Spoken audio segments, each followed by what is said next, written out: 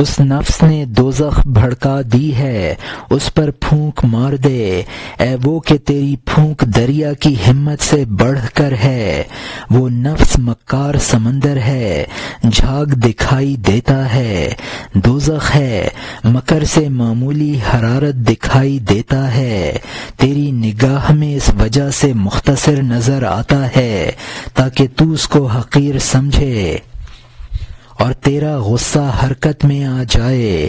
جیسا کہ لشکر بہت تھا، پیغمبر صلی اللہ علیہ وسلم کی نظر میں مختصر نظر آیا۔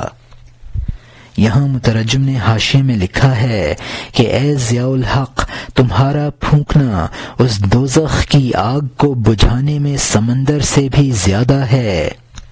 نفس بظاہر حقیر معلوم ہوتا ہے لیکن شدید تباہی کا سبب ہے۔ اللہ کا کرم ہے کہ نفس تمہیں چھوٹا نظر آتا ہے، ورنہ اس سے مقابلہ کی ہمت چھوڑ بیٹھتے۔ جنگ بدر میں دشمنوں کو حقیر کر کے دکھانے کی یہی مصلحت خداوندی تھی۔ اور یہاں حاشیہ ختم ہوتا ہے، یہاں تک کہ پیغمبر صلی اللہ علیہ وسلم نے اس پر بلا جھجک حملہ کر دیا۔ اگر زیادہ دیکھتے، اس سے ہچکچاتے، یہ دکھاوا اللہ تعالی کا کرم تھا، ورنہ اے احمد صلی اللہ علیہ وسلم تم بددل ہو جاتے۔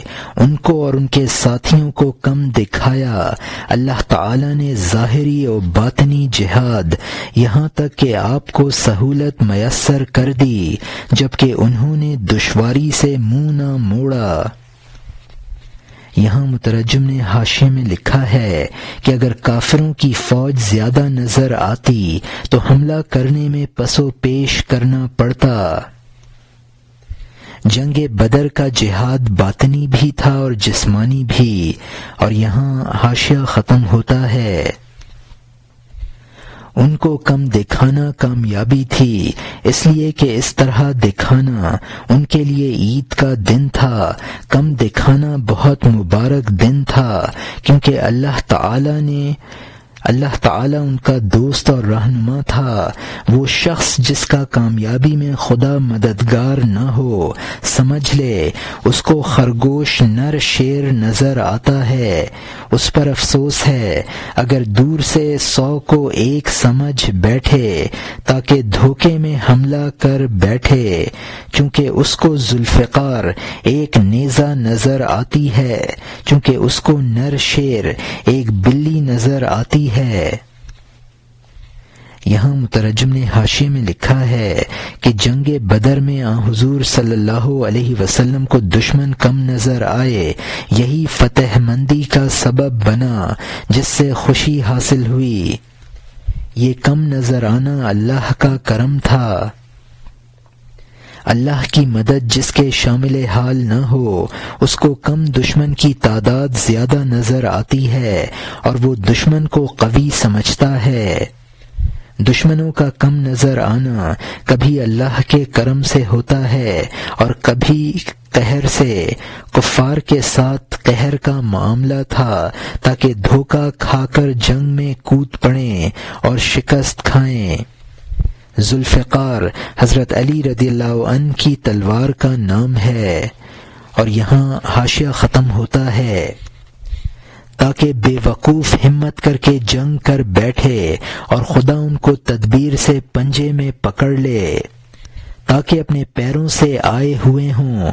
آگ کی بھٹی کی جانب وہ بے وقوف گھاس کا تنکا نظر آتا ہے تاکہ تو جلد پھونک مار دے اور اس کو فنا کر دے۔ خبردار، وہ ایسا ہے کہ اس نے پہاڑوں کو اکھاڑ دیا ہے، جہاں اس کی وجہ سے روتا ہے اور وہ ہنستا ہے۔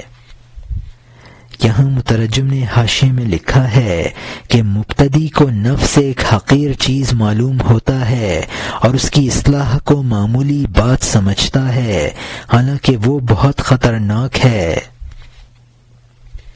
اور یہاں حاشیہ ختم ہوتا ہے، یہ نہر کا پانی ٹخنے تک نظر آتا ہے، اوج بن انق جیسے سینکڑوں اس میں ڈوب گئے ہیں، اس کو خون کی موج مشک کا ٹیلا نظر آتی ہے، اس کو دریا کی گہرائی خشک زمین نظر آتی ہے۔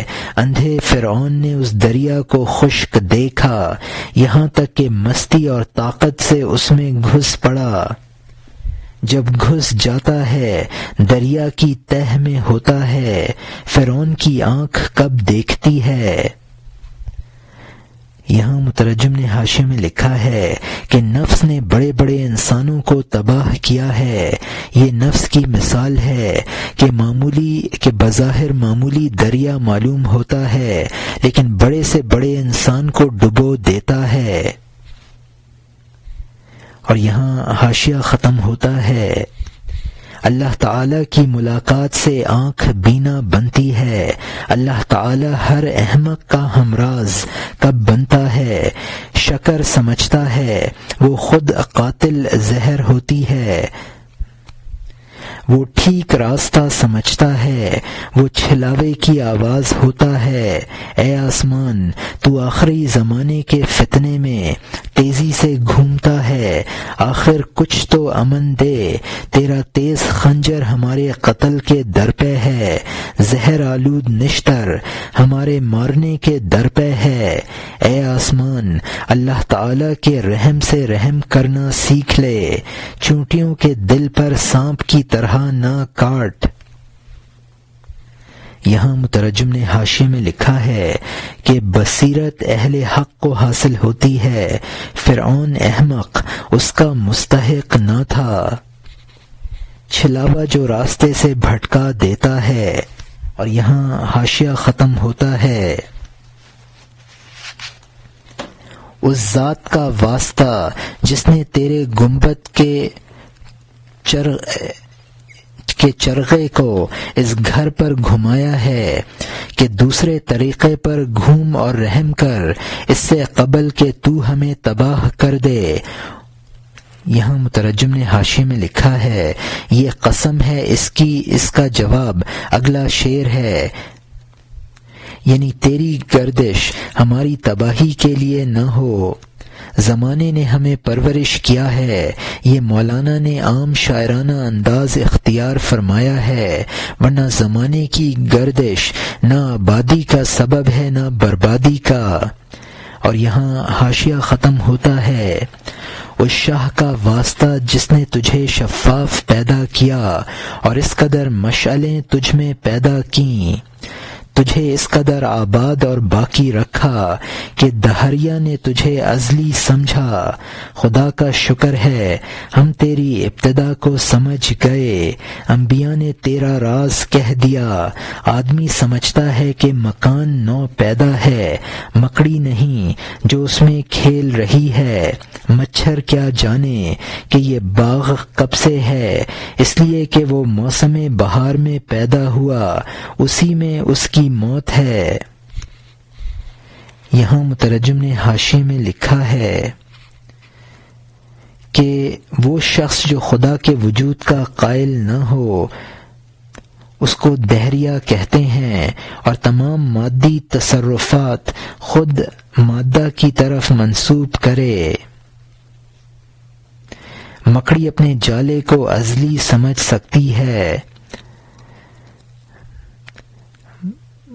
مچھر باغ کی ابتدا اور انتہا سے نہ واقف ہوتا ہے۔ اور یہاں حاشیہ ختم ہوتا ہے، سست حال کیڑا جو لکڑی میں پیدا ہوا، وہ پورا ہونے کے وقت سے لکڑی کو کب جانتا ہے، اور اگر کیڑا اس کی حقیقت کو جان لے وہ عقل ہوگا، اس کی صورت کیڑے کی ہوگی۔ عقل اپنے آپ کو مختلف رنگوں میں ظاہر کرتی ہے، پری کی طرح، پری سے بھی کوسوں دور ہے۔ پری کیا چیز ہے، فرشتوں سے بھی بالا ہے، تو مکھی کے پر رکھتا ہے، پستی کی طرف پرواز کرتا ہے۔ یہاں مترجم نے حاشیے میں لکھا ہے کہ وہ کیڑا جو درخت کی لکڑی میں پیدا ہوتا ہے اور اس درخت کی ابتدا سے ناواقف ہوتا ہے، وہ کیڑا جو درخت کے حادث ہونے کو سمجھ جائے بظاہر کیڑا ہے، لیکن دراصل وہ عقل مجسم ہے۔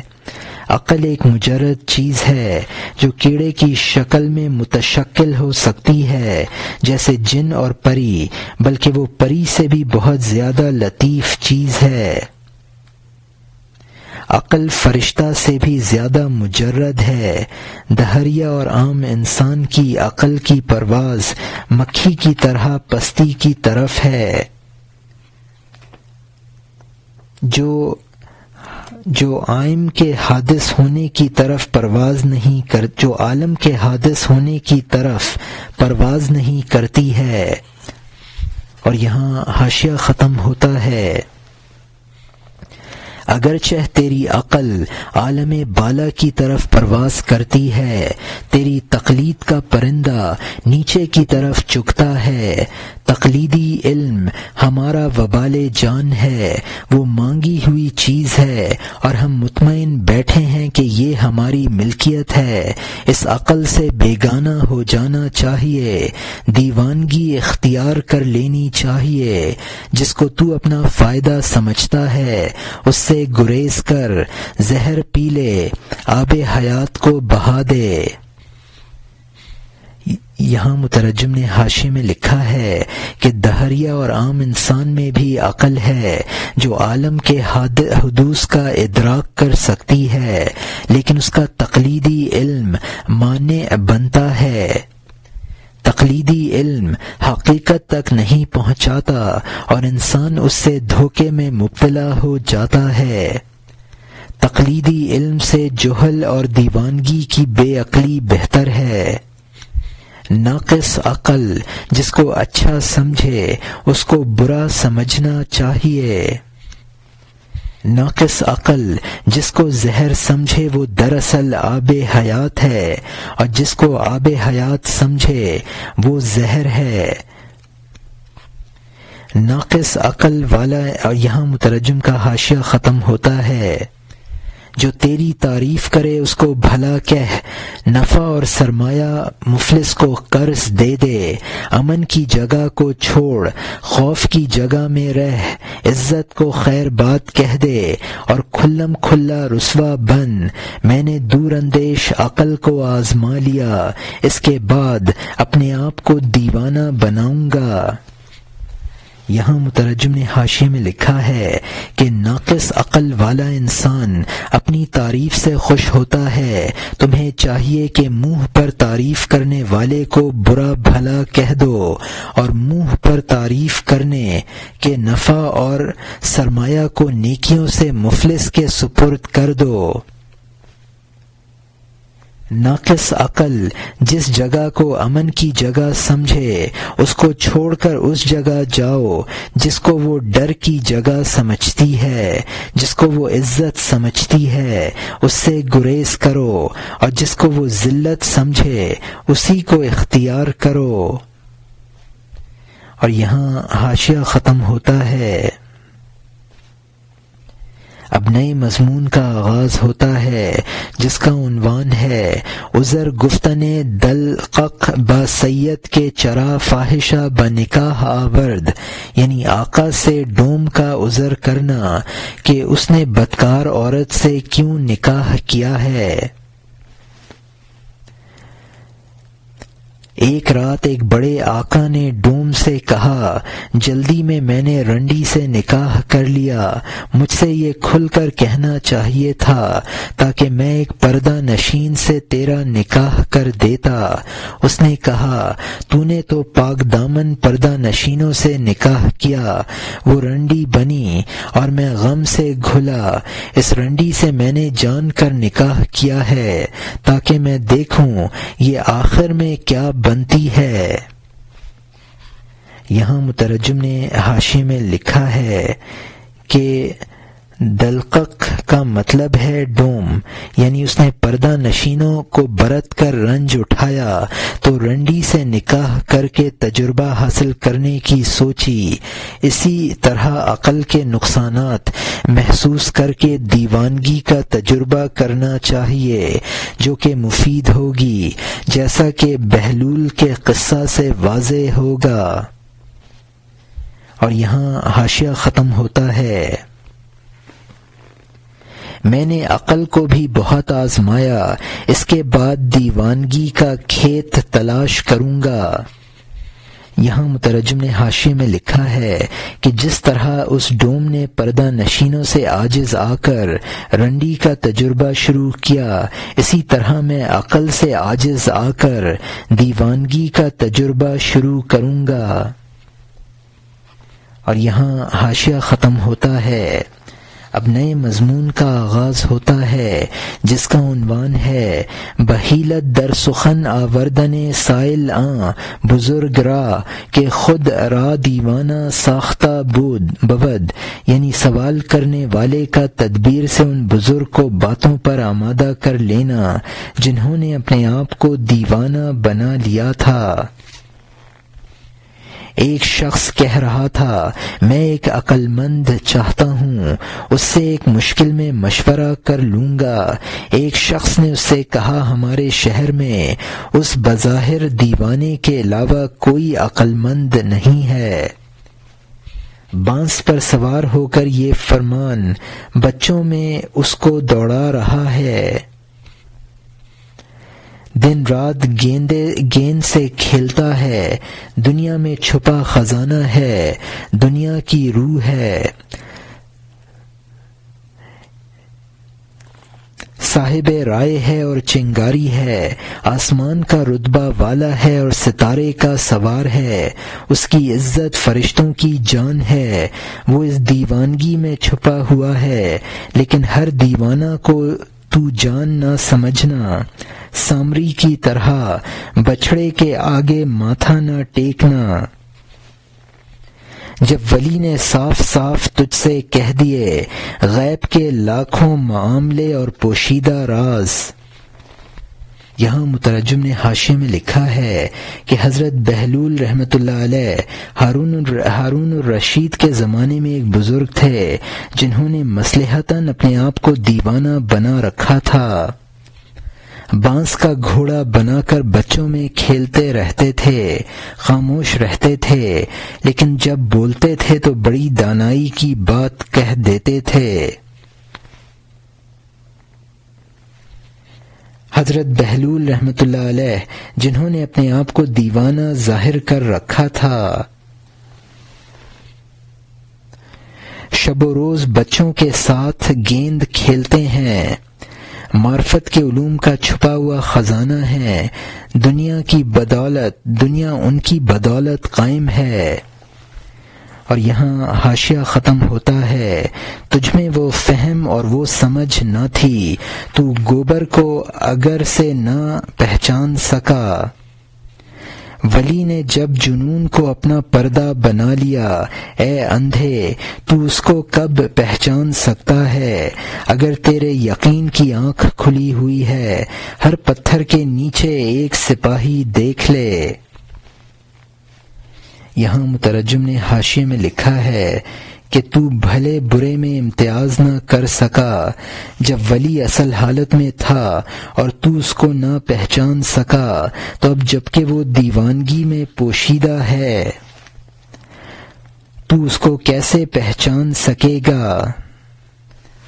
اور یہاں حاشیہ ختم ہوتا ہے اس آنکھ کے سامنے جو کھلی ہوئی اور رہنما ہے، ہر کمبلی کی آغوش میں ایک کلیم ہے، اپنی ولایت کو ولی مشہور کرتا ہے، جس کو وہ خود چاہتا ہے کامیاب کرتا ہے۔ عقل کے ذریعے کوئی اس کو نہیں پہچان سکتا، خصوصاً اس کو جس نے اپنے آپ کو دیوانہ بنا لیا۔ جب بینا چور نابینا کا سامان چرا لے، اندھا چور کو اپنی طاقت سے کب پکڑ سکتا ہے؟ اندھا نہیں پہچان سکتا ہے کہ اس کا چور کون ہے، اگرچہ سرکش چور اپنے آپ کو اس سے بھڑا دے۔ جب اندھے گڈڑی والے کو کتا کاٹ لے، وہ کاٹنے والا کتے کو کب پہچانتا ہے؟ یہاں مترجم نے حاشیے میں لکھا ہے کہ ولی جس کو چاہتا ہے اپنی ولایت سے روشناس کرا دیتا ہے۔ محض عقل سے کسی ولی کو نہیں پہچانا جا سکتا ہے۔ چور جیسے ادنا انسان کو عقل سے نہیں پہچان سکتا ہے، تو ولی جیسے اعلیٰ انسان کو عقل سے کیسے پہچانا جا سکتا ہے؟ اندھا کاٹنے والے کتے کو محض عقل سے نہیں پہچان سکتا ہے۔ اور یہاں حاشیہ ختم ہوتا ہے، اب نئے مضمون کا آغاز ہوتا ہے جس کا عنوان ہے حملہ کردن سگ بر کور گدا، یعنی ایک اندھے فقیر پر کتے کا حملہ کرنا۔ ایک کتا کسی گلی میں اندھے فقیر پر مارکا کے شیر کی طرح حملہ کر رہا تھا۔ کتا غصہ سے فقیروں پر حملے کرتا تھا۔ چاند فقیروں کی خاک آنکھ میں لگاتا ہے۔ اندھا کتے کی آواز اور ڈر سے عاجز آ گیا، اندھا کتے کی تعظیم کرنے لگا۔ یہاں مترجم نے حاشیے میں لکھا ہے کہ بے بہرہ درویشوں کے درپے آزار ہوتے ہیں، حالانکہ وہ اس قدر بلند ہوتے ہیں کہ چاند جیسے روشن دل ان کی خاک پاک کو سرما بناتے ہیں۔ اور یہاں حاشیہ ختم ہوتا ہے کہ اے شکار کے مالک اور اے شکار کے شیرا، غلبہ تجھی کو ہے، مجھے چھوڑ دے۔ اس دانا نے مجبوراً گدھے کی دم کی تعظیم کی اور اس کو نری کا لقب دیا۔ اس نے بھی مجبوراً کہا اے شیر، مجھ جیسے بودے شکار سے تجھے کیا ملے گا۔ یہاں مترجم نے حاشیے میں لکھا ہے کہ اندھے نے کتے کی تعظیم میں یہ کہنا شروع کر دیا، مجبوری میں انسان گدھے کو بھی باپ بنا لیتا ہے۔ نری جو ایک عمدہ قسم کا چمڑا ہے۔ اور یہاں حاشیہ ختم ہوتا ہے، تیرے دوست جنگل میں گورخر پکڑتے ہیں، تو اندھے کو پکڑتا ہے جو گلی میں گشت میں ہے۔ تیرے دوست شکار میں گورخر تلاش کرتے ہیں، تو گلی میں چالاکی سے اندھے کو ڈھونڈتا ہے۔ اس سدھے ہوئے کتے نے گورخر کا شکار کیا، اس بے ہنر کتے نے اندھے کا قصد کیا۔ جب کتے نے ہنر سیکھ لیا، گمراہی سے چھوٹ گیا، جنگلوں میں حلال شکار کرتا ہے۔ کتا جب صاحب علم بنا، چالاک و چست ہو گیا۔ کتا جب باخدا بنا، اصحاب کہف میں سے ہو گیا۔ کتا واقف ہو گیا کہ میرا شکار کون ہے، اے خدا وہ پہچاننے والا نور کہاں ہے۔ یہاں مترجم نے حاشیے میں لکھا ہے کہ علم کی یہ فضیلت ہے کہ کتا بھی اس کو حاصل کر کے راہیاب ہو جاتا ہے، تو انسان علم حاصل کر کے کس قدر فضیلتیں حاصل کر سکتا ہے۔ اصحاب کہف کے کتے کا نام قطمیر ہے۔ کتے کو وہ نور عطا ہو جاتا ہے جس سے وہ اپنے مالک کو پہچان لے، اور اے خدا وہ نور ہمیں بھی عطا کر دے جس سے ہم اپنے مالک کو شناخت کر لیں۔ اور یہاں حاشیہ ختم ہوتا ہے،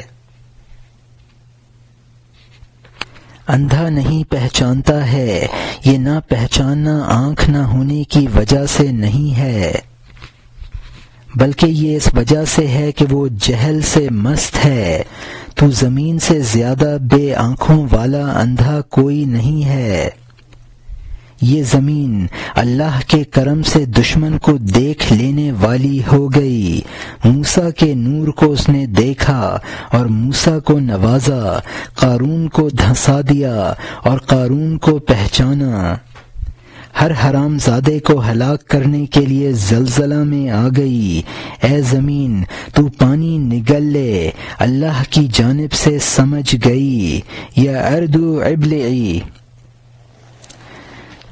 یہاں مترجم نے حاشیے میں لکھا ہے کہ اندھے کا نہ پہچاننا دراصل قلبی بصیرت نہ ہونے کی وجہ سے ہے۔ زمین کی آنکھیں نہیں ہیں، وہ پھر بھی پہچانتی ہے۔ حضرت موسیٰ علیہ السلام کو اس نے پہچانا اور اچھا معاملہ کیا۔ نیل کی زمین خشک ہو گئی اور وہ دریا کو عبور کر گئے۔ قارون کو پہچان کر دھنسا دیا، منکروں کو زلزلہ سے ہلاک کر دیا۔ حضرت نوح علیہ السلام کی نجات کے لیے پانی کو نگل گئی۔ اور یہاں حاشیہ ختم ہوتا ہے۔ مٹی اور ہوا اور پانی اور چنگاریوں والی آگ ہم سے بے خبر ہے اور اللہ تعالی سے باخبر ہیں۔ ہم اس کی بالعکس خدا کے غیر سے باخبر ہیں اور باوجود اس قدر ڈرانے والوں کے خدا سے بے خبر ہیں۔ لا جرم اشفقنا منہا، یقیناً وہ تمام کائنات اس بارے امانت سے ڈر گئی۔ ان کی آمادگی حیوان کی صفات کی آمیزش سے سست ہو گئی۔ یہاں مترجم نے حاشیے میں لکھا ہے کہ عناصر اربعہ کی آنکھیں نہیں ہیں، لیکن وہ اللہ تعالی کو خوب پہچانتے ہیں۔ بالعکس انسان کی آنکھیں ہیں، غیر اللہ کو خوب پہچان لیتا ہے، لیکن باوجود انبیاء کے ڈرانے کے اللہ سے بے خبر بنا ہوا ہے۔ اشفقنا منہا، قرآن میں مذکور ہے کہ اللہ تعالی نے امانت کا بار آسمانوں، زمینوں اور پہاڑوں پر ڈالنا چاہا، لیکن وہ اس سے ڈر گئے اور اس کو قبول نہ کیا۔ ان کے ڈرنے کی وجہ یہ تھی کہ اس کے تحمل کے لیے حیوانیت کے اوصاف ضروری تھے، جن میں خدا سے غفلت کا مادہ بھی ہے۔ انہوں نے اس وصف سے ڈر کر امانت کے تحمل سے انکار کر دیا۔ اور یہاں حاشیہ ختم ہوتا ہے۔ کہا ہم سب اس زندگی سے بیزار ہیں کہ مخلوق کے ساتھ زندہ، خدا کے تعلق میں مردہ ہے۔ جب مخلوق سے جدا ہو جائے تو وہ یتیم ہو جائے۔ اللہ تعالی سے محبت کے لیے قلب سلیم چاہیے۔ جب چور اندھے کا سامان چرا لیتا ہے، وہ اندھا دھند روتا ہے، جب تک چور اس سے نہ کہے کہ وہ میں ہوں، میں نے تیری چوری کی ہے کیونکہ میں ماہر چور ہوں۔ اندھا اپنے چور کو کب پہچان سکتا ہے؟ جبکہ وہ نہ آنکھوں میں نور رکھتا ہے نہ وہ روشنی۔ جب وہ کہہ دے اس کو مضبوطی سے پکڑ لے تاکہ وہ سامان کی علامتیں بتا دے۔ یہاں مترجم نے حاشیے میں لکھا ہے کہ مخلوق سے ایسا تعلق ہو کہ اگر وہ تعلق ختم ہو جائے تو انسان یتیم کی طرح بے سہارا رہ جائے۔ حیوانیت کے ہوتے ہوئے خدا سے انس قلب سلیم کا کام ہے جو ہمیں حاصل نہیں۔ یہاں تک یہ قول اس کائنات کا تھا جس نے امانت کے تحمل سے انکار کیا ہے۔ اندھا چور کو نہیں پہچانتا اور اندھا دھند نالا کرتا ہے۔ جب انسان نور رحیم، نور جسم اور نور باطن سے محروم ہو تو چور کو نہیں پہچان سکتا ہے۔ جب چور اقرار کر لے تو سخت گیری کرنی چاہیے تاکہ وہ چوری کا پورا پتہ دے دے۔ یہی معاملہ انسان کا اپنے نفس سے ہونا چاہیے۔ اور یہاں حاشیہ ختم ہوتا ہے۔ بس چور کو بھینچنا بڑا جہاد ہے تاکہ وہ بتا دے کہ اس نے کیا چرایا ہے۔ اس نے پہلے تیری آنکھ کا سرما چرایا ہے، جب تو واپس لے لے گا دوبارہ بینائی حاصل کرے گا۔ دانائی کا سرمایہ جو دل نے گنوایا ہے، اہل دل کے سامنے یقیناً وہ مل جاتا ہے۔ دل کا اندھا جان اور کان اور بینائی کے ہوتے ہوئے شیطان چور کی علامت کو نہیں جانتا ہے۔ یہاں مترجم نے حاشیے میں لکھا ہے کہ صوفیہ کی اصطلاح میں نفس سے مجاہدہ کرنا جہاد اکبر کہلاتا ہے۔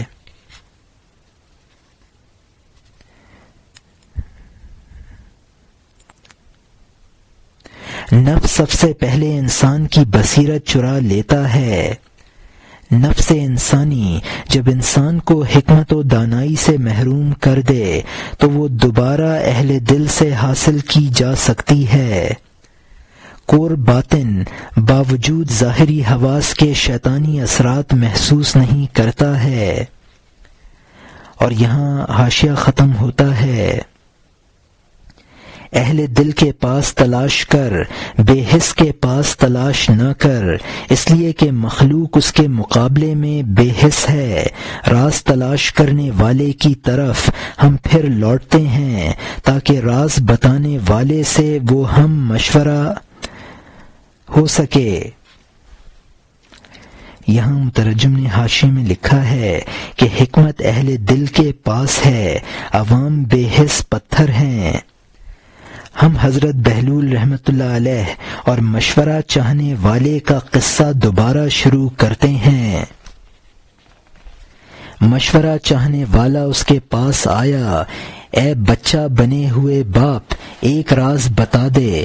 اس نے کہا، اس زنجیر کے پاس سے چلا جا، کیونکہ دروازہ کھلا ہوا نہیں ہے، واپس ہو جا، آج راز بتانے کا دن نہیں ہے۔ اگر مکان کے لیے لامکان میں راستہ ہوتا، مشائخ کی طرح میں گدی پر ہوتا۔ یہاں مترجم نے حاشیے میں لکھا ہے کہ بہلول رحمۃ اللہ علیہ کا رتبہ باپ کا تھا لیکن بچہ بنے ہوئے تھے۔ مکان کا مطلب ہے یعنی ناسوتی انسان، اور لامکان کا مطلب ہے عالم لاہوت۔ اور یہاں حاشیہ ختم ہوتا ہے۔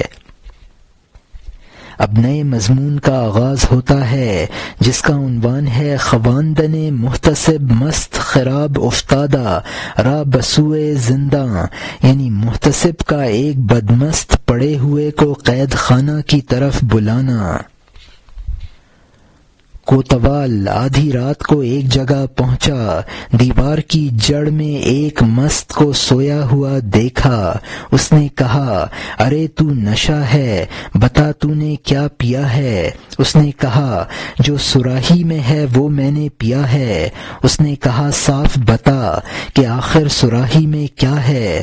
اس نے کہا، جو میں نے پیا ہے۔ کہا، یہ گول مول بات ہے۔ اس نے کہا، یہ بتا کہ جو تو نے پیا ہے وہ کیا ہے؟ اس نے کہا، وہی جو سراہی میں چھپا ہوا ہے۔ یہاں مترجم نے حاشیے میں لکھا ہے کہ اس قصے کا مقصد یہ بتانا ہے کہ ناسوتی انسان کو لاہوت کے رازوں کا علم نہیں ہوتا ہے۔ یعنی تو نے کیا پیا ہے جس سے تو نشہ میں ہے؟ مست نے جواب دیا، جو سراہی میں ہے وہ میں نے پیا ہے۔ کوتوال نے کہا، سراہی میں کیا ہے؟ مست نے کہا، جو میں نے پیا ہے وہ سراہی میں ہے۔ کوتوال نے کہا، بات واضح نہیں ہو رہی ہے۔ کوتوال نے کہا، جو تو نے پیا ہے وہ بتا دے۔ اور یہاں حاشیہ ختم ہوتا ہے۔ یہ سوال اور جواب چلتا رہا۔ کوتوال گدھے کی طرح کیچڑ میں پھنس گیا۔ اس سے کوتوال نے کہا، خبردار، آہیں بھر۔ مست نے بات کرتے وقت آہا آہا کہا۔ اس نے کہا، میں نے آہ کرنے کو کہا تھا، تو آہا ہا کرتا ہے۔ اس نے کہا میں خوش ہوں، تو غم سے جھک گیا ہے۔ آہ درد اور غم اور ظلم کی وجہ سے ہوتی ہے، شرابیوں کا آہا ہا کرنا خوشی کی وجہ سے ہوتا ہے۔ کوتوال نے کہا میں یہ کچھ نہیں جانتا، تو کھڑا ہو اٹھ، بزرگی نہ بگھار، یہ جھگڑا ختم کر۔ اس نے کہا جا، تو کہاں اور میں کہاں؟ اس نے کہا تو نشہ میں ہے، اٹھ قید خانہ چل۔ مست نے کہا اے کوتوال جانے دے اور چلا جا، ننگے کا کیا گروی کیا جا سکتا ہے؟ اگر مجھ میں خود بخود جانے کی طاقت ہوتی تو میں اپنے گھر چلا جاتا، اور یہ جھگڑا کب ہوتا؟ یہاں مترجم نے حاشیے میں لکھا ہے یعنی تیرا اور میرا راستہ جدا گانا ہے، میں تیرے ساتھ کیوں چلوں؟ جو خود ننگا ہو اس کے کپڑے گروی کیسے رکھے جا سکتے ہیں؟ مجھے قید خانے تک چلنے کے لیے کہنا ایسا ہی ہے جیسے ننگے سے کپڑے گروی کرنے کو کہا جائے۔ اگر پیروں سے چلنے کی طاقت ہوتی تو گھر چلا جاتا اور یہ قصہ پیش نہ آتا۔ یہاں حاشیہ ختم ہوتا ہے۔ میں اگر عقل مند اور قابو میں ہوتا، مشائخ کی طرح مسند پر ہوتا، اگر مجھ میں رائے اور تدبیر ہوتی، مشائخ کی طرح رتبہ اور عزت ہوتی، میری بھی جھولی اور بھیک ہوتی، روزانہ کی نظر اور بخشش ہوتی۔ میرے پاس سے چلا جا کیونکہ تو بھٹک گیا ہے، لمبی داڑھی اور خانقاہ تلاش کر لے۔ یہاں مترجم نے حاشیے میں لکھا ہے کہ درمیان میں مولانا نے شرابی کا قصہ شروع کر دیا تھا، اب پھر حضرت بہلول رحمۃ اللہ علیہ کی بات شروع کرتے ہیں۔ حضرت بہلول رحمۃ اللہ علیہ نے مشورہ چاہنے والے سے کہا اگر مجھ میں عقل ہوتی اور میں اپنے قابو میں ہوتا تو دوسرے مشائخ طریقت کا سا میرا حال ہوتا۔ جھولی جس میں فقراء اپنے کھانے پینے کی چیزیں رکھتے ہیں اس کو زنبیل کہتے ہیں۔ اور یہاں حاشیہ ختم ہوتا ہے۔ اب نئے مضمون کا آغاز ہوتا ہے جس کا عنوان ہے دوم بارہ در سخن آوردن سائل شیخ راتا حال باقی معلوم گردو، یعنی سوال کرنے والے کا شیخ کو دوبارہ بات چیت میں لگانا تاکہ باقی حال معلوم ہو جائے۔ اس سائل نے کہا کہ آخر تھوڑی دیر کے لیے اے بانس کے سوار گھوڑا اس طرف ہانک دے۔ گھوڑا اس طرف بڑھایا کہ ہاں جلد کہہ، کیونکہ میرا گھوڑا بہت منہ زور اور تند مزاج ہے، تاکہ تیرے دو لتی نہ مار دے، جلدی کر۔ کیا پوچھتا ہے اس کو واضح کر۔ اس نے دلی راز کہنے کا موقع نہ دیا، اس کو ٹال دیا اور مذاق میں لگا لیا۔ اس نے کہا میں اس گلی میں ایک عورت سے نکاح کرنا چاہتا ہوں، مجھ جیسے کے لیے کون سی مناسب ہوگی؟ یہاں مترجم نے حاشیے میں لکھا ہے کہ تو نے غلط انتخاب کیا، راز دریافت کرنا ہے تو کسی دراز ریش بزرگ کے پاس خانقاہ میں جا۔ حضرت بہلول رحمۃ اللہ علیہ بانس کا گھوڑا بنائے ہوئے اس پر سوار تھے۔ مشورہ چاہنے والے نے راز دل کہنے کا موقع نہ دیکھتے ہوئے دوسری بات شروع کر دی۔ اور یہاں حاشیہ ختم ہوتا ہے۔ اس نے کہا دنیا میں عورتیں 3 قسم کی ہیں، 2 وبال ہیں اور 1 گنج رواں ہیں۔ ایک سے جب تو نکاح کرے گا تو وہ پوری تیری ہے، دوسری آدھی تیری ہے آدھی بیگانہ ہے، سمجھ لے تیسری بالکل تیری نہ ہوگی۔ تو نے یہ سن لیا، بھاگ جا، میں روانہ ہوتا ہوں تاکہ میرا گھوڑا تیرے 2 لتی نہ اڑا دے اور تو ایسا گرے کہ قیامت تک نہ اٹھے۔ یہاں مترجم نے حاشیے میں لکھا ہے کہ گنج رواں کا مطلب ہے نہ ختم ہونے والا خزانہ، قارون کے خزانے کا نام ہے۔ ایک عورت وہ ہوتی ہے جو مجسم شوہر کی ہوتی ہے، دوسری قسم کی عورت آدھی شوہر کی اور آدھی شوہر سے اجنبی ہوتی ہے، تیسری قسم عورت کی وہ ہے جو شوہر سے بالکلیہ بیگانہ ہوتی ہے۔ اور یہاں حاشیہ ختم ہوتا ہے۔ شیخ نے گھوڑا بچوں میں دوڑا دیا، جوان نے ان کو دوبارہ پکارا کہ آئیے آخر اس کی تفصیل بتائیے۔ آپ نے 3 قسم کی عورتیں بتائیں، منتخب کر دیجئے۔ اس کی طرف گھوڑا دوڑایا اور اس سے کہا، باقرہ خاص سب تیری ہوگی، تو غم سے نجات پا لے گا۔ یہاں مترجم نے حاشیے میں لکھا ہے کہ میرا گھوڑا لاتیں مار دے گا تو مر جائے گا۔ عورت کی ان 3 قسموں سے میرے لیے منتخب کر دیجئے۔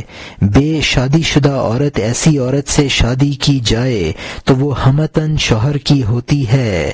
اور یہاں حاشیہ ختم ہوتا ہے۔ جو آدھی تیری ہوگی، بیوہ ہوگی، جو تیرے لیے کچھ نہیں، بال بچے والی بیوہ عورت ہوگی۔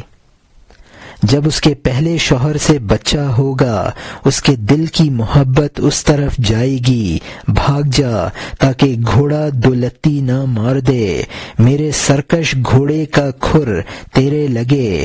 شیخ نے ہائے اوہو کی اور پھر گھوڑا دوڑا دیا، بچوں کو پھر اپنی طرف بلا لیا۔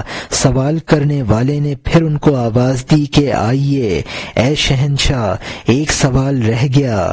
پھر گھوڑا اس طرف کو دوڑایا کہ جلد کہہ کیا تھا، کیونکہ وہ بچہ میدان سے میری گیند لے بھاگا۔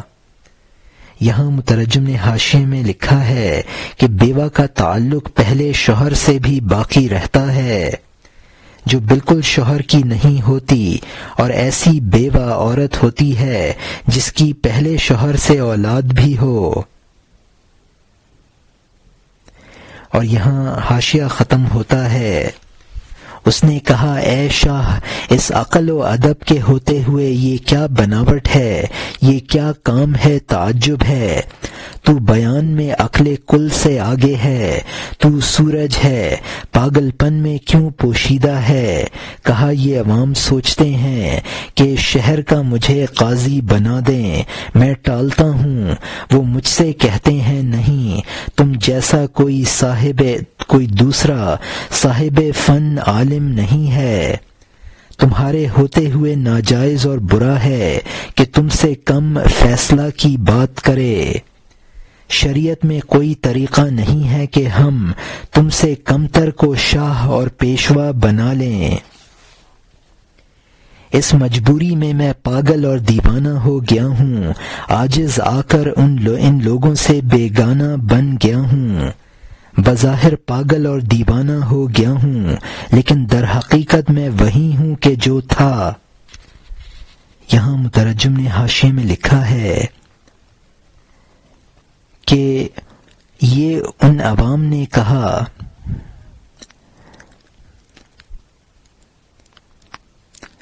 اور یہاں حاشیہ ختم ہوتا ہے۔ میری عقل خزانہ ہے اور میں ویرانہ ہوں، اگر میں خزانہ کو ظاہر کر دوں تو میں دیوانہ ہوں۔ دیوانہ وہ ہے جو دیوانہ نہ بنا، کوتوال کو دیکھا اور گھر میں نہ چھپا۔ میری عقل جوہر پائیدار ہے، نہ کہ عرض غیر مستقل، یہ ہر عرض کی قیمت نہیں ہے۔ میں شکر کی کان ہوں، شکر کی اینکھ ہوں، شکر مجھ میں سے پیدا ہوتی ہے اور میں خود کھاتا ہوں۔ وہ تقلیدی اور محض پڑھا ہوا علم ہے جو سننے والے کی بے رغبتی سے وادیلا کرے۔ یہاں مترجم نے حاشیے میں لکھا ہے کہ جو پختہ عقل اور پائیدار ہوتی ہے وہ نمائش سے مستغنی ہوتی ہے۔ عقل بمنزلہ خزانہ کے ہے اور دفینہ ہمیشہ ویرانہ میں ہوتا ہے، لہٰذا میں نے اپنے ظاہر کو ویرانہ بنا رکھا ہے۔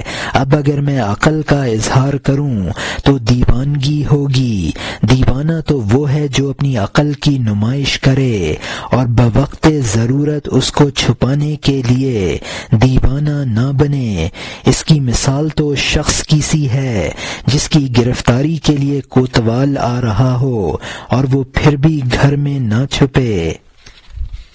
جو عقل پختہ اور پائیدار ہوتی ہے وہ نمائش سے مستغنی ہوتی ہے۔ سامان یعنی میری عقل اس سے افضل ہے کہ میں اس کو دنیاوی کاموں میں خرچ کروں۔ میں اپنے علوم و معارف سے خود استفادہ کرتا ہوں۔ نقلی علم تقلیدی و تعلیمی سے نقلی علم مراد ہے جو بلا تحقیق سیکھا ہو یا دنیا داری کے لیے سیکھا ہو۔ ایسا علم ذات کا طالب ہوتا ہے، اور اگر لوگ اس کی طرف متوجہ نہ ہوں تو تکلیف پہنچتی ہے۔ اور یہاں حاشیہ ختم ہوتا ہے۔ چونکہ وہ روٹی کے لیے ہے، نور معرفت کے لیے نہیں ہے۔ اس کا طالب کمینی دنیا کے علم کا طالب جیسا ہے۔ وہ علم کا طالب عوام و خواص کے لیے ہے، نہ اس لیے کہ اس عالم یعنی دنیا سے نجات پائے۔ وہ چوہے کی طرح ہے جس نے ہر جانب بھٹ بنائے۔ وہ پرند نہیں ہے جو تمام بھٹوں سے آزاد ہو۔ وہ چوہے جیسا ہے کہ ہر جانب سوراخ کھودتا ہے، لقاء اللہ کے نوروں سے غافل ہے۔ چونکہ وہ میدان اور نور کی طرف راہیاب نہ ہوا، انہی تاریکیوں میں محنت کرتا رہا۔ اگر خدا اس کو عقل کے پردے دے تو وہ چوہے پن سے نجات پا جائے اور پرندوں کی طرح پرواز کرے۔ اگر وہ پروں کا جویاں نہ ہو تو مٹی کے نیچے رہے گا، سماک کے راستہ پر چلنے سے نا امید ہو کر۔ یہاں مترجم نے حاشیے میں لکھا ہے کہ اس علم کی غرض چونکہ محض دنیا ہوتی ہے لہٰذا یہ دنیاوی علم کے برابر ہے۔ حقیقی علم کا منشا دنیا سے خلاصی اور تقرب الی اللہ ہوتا ہے۔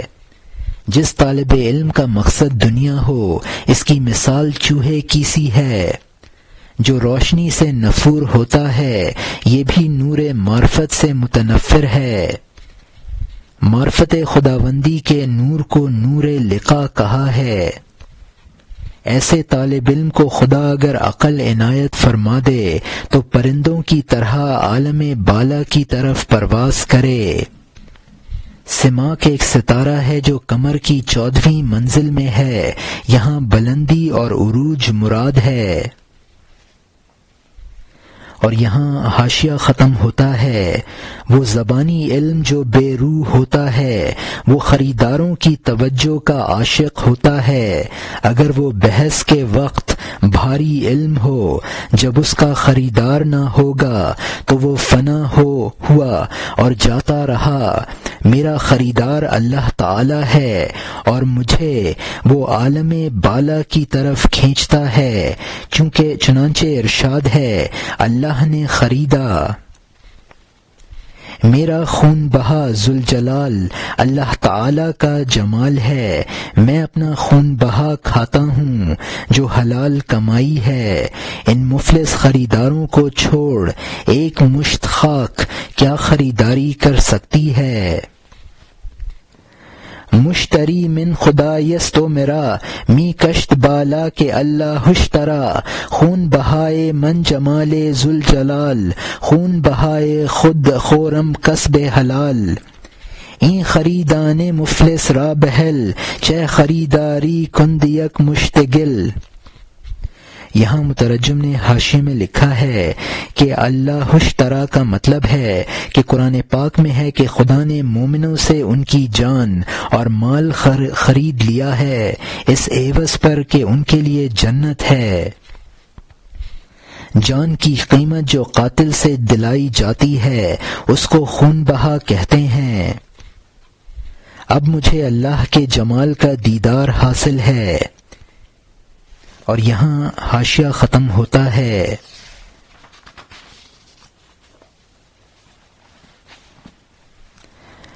مٹی نہ کھا، مٹی نہ خرید، مٹی کی جستجو نہ کر، کیونکہ مٹی کھانے والا ہمیشہ زرد روح ہوتا ہے۔ دل کو خرید تاکہ تو ہمیشہ جوان رہے۔ تجلی سے تیرا چہرہ گلے بابونہ کی طرح سرخی کی طرح رہے گا۔ دل کا طالب بن تاکہ تو پھول کی طرح بنے اور شراب کی طرح مسکراتا ہوا اور خوش رہے۔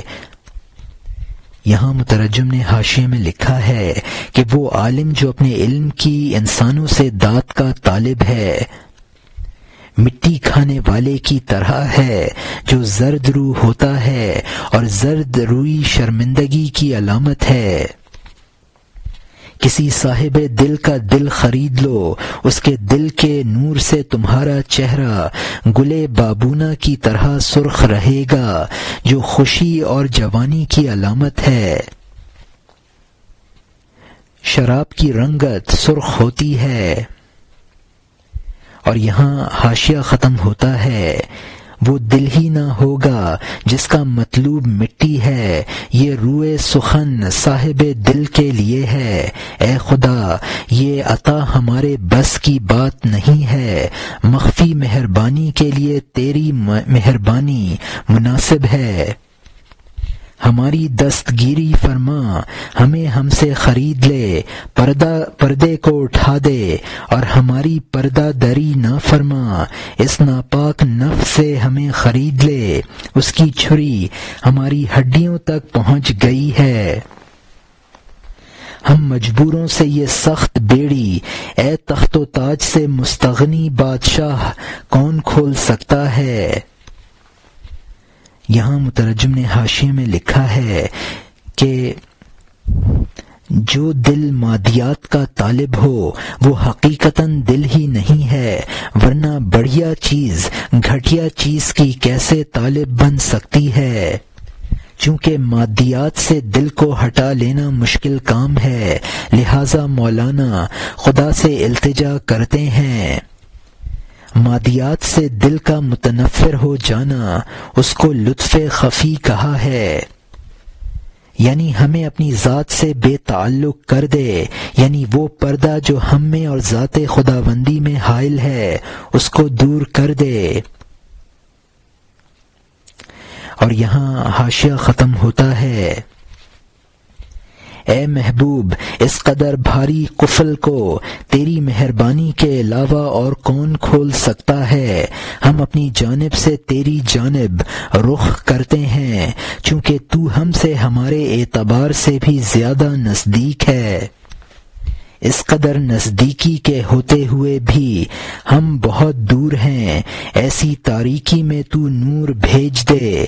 یہ دعا بھی تیری تعلیم اور عطا ہے، ورنہ بھٹی میں چمن کیسے اگتا؟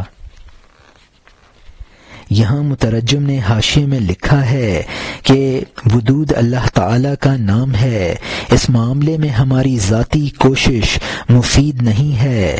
خدا نے ارشاد فرمایا ہے، ہم انسان کی شہرگ سے بھی زیادہ انسان سے قریب ہیں۔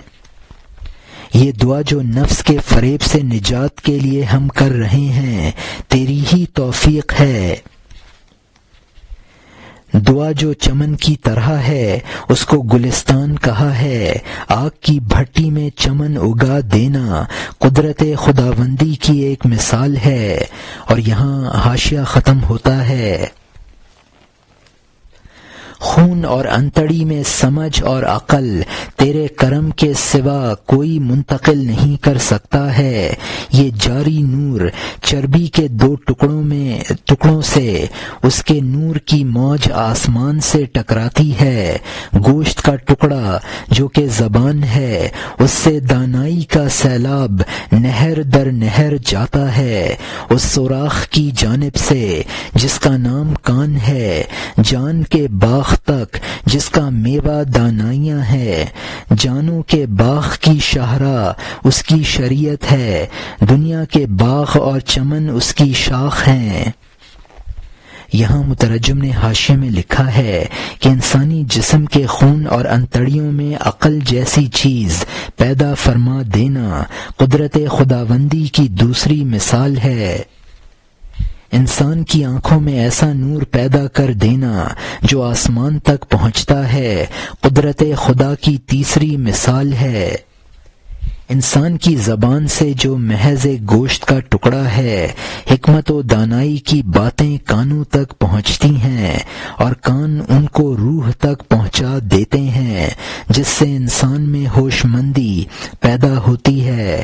یہ قدرت خداوندی کی چوتھی مثال ہے۔ حکمت کے جان کے باغ میں پہنچنے کا راستہ شریعت ہے۔ دوسرے چمنستان حکمت اس چمن کی شاخ ہیں۔ اور یہاں حاشیہ ختم ہوتا ہے۔ اصل اور خوشی کا سرچشمہ وہی وہ ہے، جلدی سے تجری تحت الانہار، یعنی اس کے نیچے نہریں جاری ہیں، پڑھ لے۔ حضور صلی اللہ علیہ وسلم کے ساتھ بیمار کا قصہ بتا، اس لیے کہ اللہ کی مہربانی کی کوئی حد نہیں ہے۔ تو نعمتوں کا شکر کیسے ادا کر سکتا ہے جبکہ تیرا شکر کرنا اس کے احسان سے ایک نئی نعمت ہے۔ شکر سے تیرا عاجز ہونا ہی پورا شکر ہے۔ سمجھ لے، جان لے، بات پوری ہوئی۔ یہاں مترجم نے حاشیے میں لکھا ہے کہ مولانا رحمۃ اللہ علیہ نے اس آیت میں نہروں سے حکمت اور معارف الہیہ کی نہریں مراد لی ہیں، یعنی قرآن کی اس آیت تجری تحت الانہار، یعنی اس کے نیچے نہریں جاری ہیں۔ قرآن پاک میں ہے، اگر تم اللہ کی نعمتوں کو گنو گے تو شمار نہ کر سکو گے۔ اللہ کی نعمتوں کا شکریہ ادا کرنا ناممکن ہے، اس لیے کہ نعمت پر شکر ادا کرنا خود ایک نعمت ہے۔ اب اس کا شکریہ ادا کرو گے تو اس کی ایک اور نعمت موجود ہو جائے گی، تو سلسلہ کبھی ختم نہ ہوگا اور تم شکریہ سے عہدہ برا نہ ہو سکو گے۔ ہم اس کے شکریہ سے عاجز ہیں، بس یہی ہمارا شکریہ ہے۔ اور یہاں حاشیہ ختم ہوتا ہے۔